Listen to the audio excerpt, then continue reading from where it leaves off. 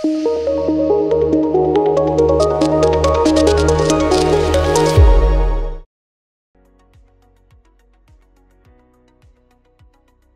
అండి, నేను doctor Purnima, working as a fertility specialist at 49.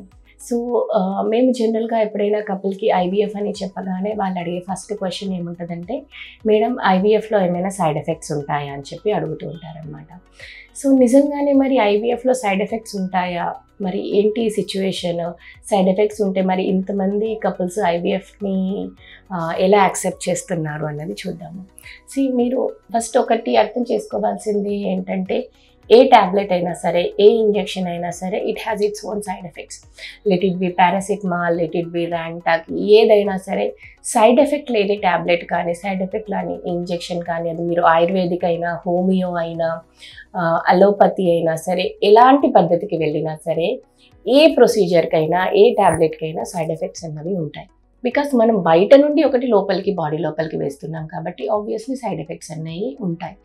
కానీ సైడ్ ఎఫెక్ట్ అన్నది రాకుండా దానికి ఒక మోతాదు అన్నది ఉంటుందన్నమాట. మనకు ఆ మోతాదు మించి ఇచ్చినప్పుడు సైడ్ ఎఫెక్ట్ అన్నది వస్తుంది. సో ఏ పేషెంట్కి ఎంత మోతాదులో ఇవ్వాలి అన్నది మేము చూసుకొని డోస్ అన్నది మేము అడ్జస్ట్ చేస్తాము.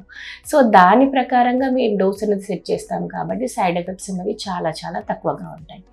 కానీ కొందరు పేషెంట్స్ ఎలా అంటే, బేసిక్ డోస్, చిన్న dose 100 international units, 150 international units, చిన్న డోస్ ఇచ్చినా కూడా కొంతమంది ఓవర్గా రెస్పాండ్ అవుతారనమాట. సో అది పేషెంట్ బాడీని బట్టి ఉంటుంది. అదర్వైజ్ 99% ఐవీఎఫ్ అన్నది ఎలాంటి సైడ్ ఎఫెక్ట్స్ లేకుండా స్మూత్ జర్నీ కిందనే అయిపోతుంది. సో ఇంకా అందరూ అనుకునేది ఏంటంటే, ఐవీఎఫ్ అంటే చాలా పెయిన్ఫుల్గా ఉంటుంది అని చెప్పి. ఐవీఎఫ్ అనే కాదండి, ఎనీ ప్రొసీజర్ అన్నది ఎంతో కొంత పెయిన్ ఉంటుంది. ప్రెగ్నెన్సీ కూడా పెయిన్ఫుల్లే ఉంటుంది. మీరు ఎలాంటి ఆపరేషన్ చేయించుకున్నా, ఎలాంటి ప్రొసీజర్ చేయించుకున్నా ఎంతో కొంత పెయిన్ అన్నది అయితే ఉంటుందండి. ఏ పెయిన్ లేకుండా నార్మల్గా అయితే ఏది కూడా జరగదు. సో ఐవీఎఫ్లో ఒకటి పెయిన్ఫుల్ అని ఎందుకు అనుకుంటారంటే, అరే రోజు ఇంజెక్షన్స్ ఉంటాయి, 10 రోజులు 15 రోజులు ఇంజెక్షన్స్ వేసుకోమంటారు డాక్టర్స్ అని చెప్పి అనుకుంటూ ఉంటారు. కానీ మీరు ఒకటి ఆలోచించాల్సింది ఏంటంటే, ఐవీఎఫ్ ఒక్క దాంట్లోనే కాదండి, మిగిలిన చాలా ఆర్థోపెడిక్స్ అంటే ఎముకల డాక్టర్లు కానీ, లేదంటే సర్జన్స్ కానీ, లేదంటే కొన్నిసార్లు మేము ప్రెగ్నెన్సీలో కూడా డైలీ ఇంజెక్షన్స్ అనేది పెడతాము. సో డైలీ ఇంజెక్షన్స్ అన్నది చాలా చాలా ప్రొసీజర్స్లో ఎంబోలిజం రాకుండా, లేదంటే ఇన్ఫెక్షన్స్ రాకుండా, బాగా డీప్ ఇన్ఫెక్షన్ ఉందనుకోండి, అట్లాంటప్పుడు కూడా ఐవీ యాంటీబయాటిక్స్ డైలీ పెడతాము, ఐఎం పెడతాము. ఎంబోలిజం వస్తుంది అనుకున్నప్పుడు హెపారిన్స్ పెడతాము. సో ఇట్లాంటి కండిషన్స్లో కూడా డైలీ ఇంజెక్షన్స్ అన్నవి ఉంటాయి. కానీ అందరూ ఐవీఎఫ్కి వచ్చేసరికి ఆ 10 రోజుల ఇంజెక్షన్స్ని చూసి అందరూ భయపడతారు, అరే పెయిన్ ఉంటుంది, పెయిన్ఫుల్ అని.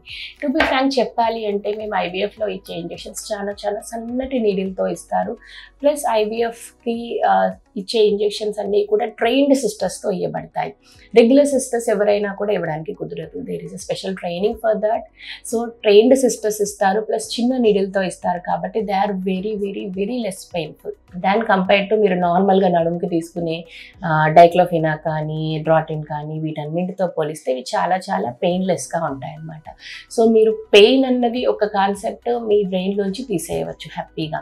సో ఇంకొక కాన్సెప్ట్ ఏంటంటే, అరే ఐవీఎఫ్ చేసుకున్నప్పుడు మా ఎగ్స్ మొత్తం తీసేస్తారు కదా, ఇంకా నాకు ఎగ్స్ ఏమీ ఉండవా అని అనుకుంటారు.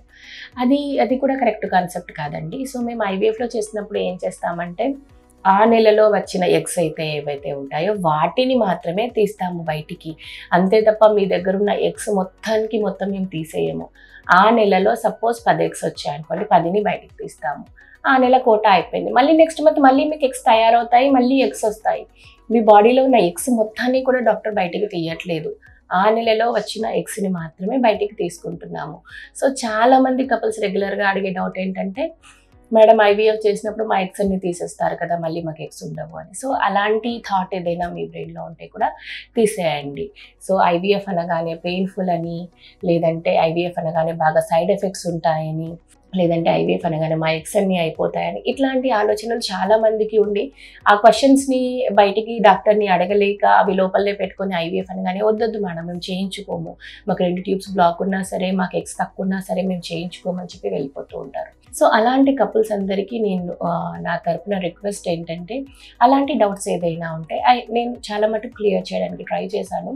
బట్ ఇంకా మీకు అట్లాంటి డౌట్స్ ఏదైనా ఉంటే మాతో రండి, కూర్చోండి, అపాయింట్మెంట్ తీసుకొని will try to talk about మీకున్న డౌట్స్ అన్నీ కూడా చెప్పండి. Will try to explain them. Because ఇది మీకు ఎప్పుడైతే మీకు అవసరం ఉంటుందో అప్పుడు మాత్రమే మీకు ఐవీఎఫ్ కావాలని సజెస్ట్ చేస్తారు. సో మీకు అది అవసరం అనుకుంటే మీరు ఆ ప్రొసీజర్కి మీరు ధైర్యంగా మనస్ఫూర్తిగా వెళ్ళాలి. అప్పుడే మీకు సక్సెస్ రేట్ అన్నది మంచిగా వస్తుంది. సో మీరు అలా ముందుకు వెళ్ళాలి అంటే మీ బ్రెయిన్లో ఎట్లాంటి డౌట్స్ కూడా మీరు పెట్టుకోకూడదు. సో అలాంటి డౌట్స్ ఏది ఉన్నా సరే మీరు కూర్చోండి, మాతో పాటు డిస్కస్ చేయండి. ఇంకా మీకు నేను క్లియర్ చేయని డౌట్స్ ఇంకా ఏమైనా ఉంటే కింద కమెంట్ సెక్షన్లో పోస్ట్ చేయండి. I will try to answer them. Thank you.